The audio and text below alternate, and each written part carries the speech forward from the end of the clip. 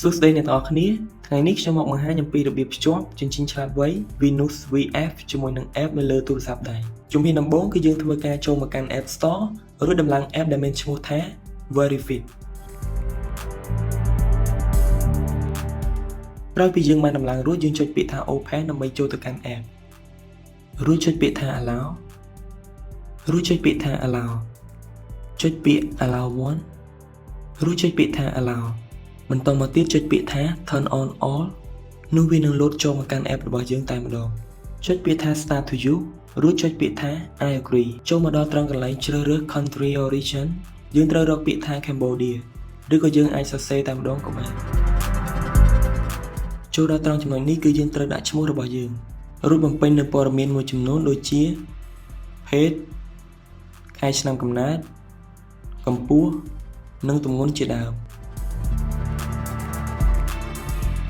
ចូលមកដល់ត្រង់ដំណាក់កាល Register Account គឺជាដំណាក់កាលដែលសំខាន់ពលគឺយើងត្រូវការបញ្ចូលនូវ Gmail ថ្មីមួយដែលមិនធ្លាប់ភ្ជាប់ជាមួយនឹង app ពីមុនមកបន្តមកទៀតយើងបង្កើតនូវ password ថ្មីមួយសម្រាប់ Register Account បន្តមកទៀតយើងធ្វើការចុចសញ្ញាគ្រីសត្រង់ពាក្យថា I have read and agree user agreement បន្តមកចុចពាក្យថា Next step ចុចពាក្យថា I agree រួចនៅពេលដែលយើងចូលមកដល់ចំណុចនេះយើងចុចពាក្យថា Get verification code បន្ទាប់មកចូលទៅកាន់ Gmail របស់យើងដើម្បី copy verify code យកមកផាសរួចចុចពាក្យថា Next step វានឹងចូលមកកាន់ app របស់យើងតែម្ដងអញ្ចឹងដើម្បីយើងអាចភ្ជាប់ទៅកាន់ជញ្ជីងបានយើងចូលទៅកាន់ device រួចចុចពាក្យថា add device និងរើសយកប្រភេទជាជញ្ជីងក្នុងលក្ខខណ្ឌនេះយើងត្រូវឡើងលើជញ្ជីងដើម្បីឲ្យជញ្ជីងផ្ដល់សញ្ញាទៅកាន់ app ក្រោយពីយើងទទួលបានសញ្ញាហើយយើងចុចភ្ជាប់តែម្ដង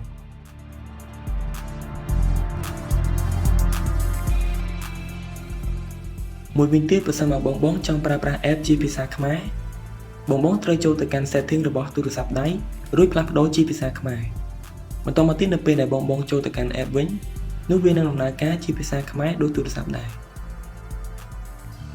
ជញ្ជីងឆ្លាតវៃមួយនេះវាពិតជាមានអត្ថប្រយោជន៍ខ្លាំងមែនទែនសម្រាប់អ្នកដែលប្រើប្រាស់ជាគ្រួសារព្រោះរាល់គ្រប់ទិន្នន័យដែលយើងបានដកស្រង់ចេញពីការវាស់វែងសុខភាពក្នុងរាងកាយទាំងអស់វាត្រូវបានរក្សាទុកនៅក្នុង app ដែលយើងអាចបើកមើលនៅពេលក្រោយបាន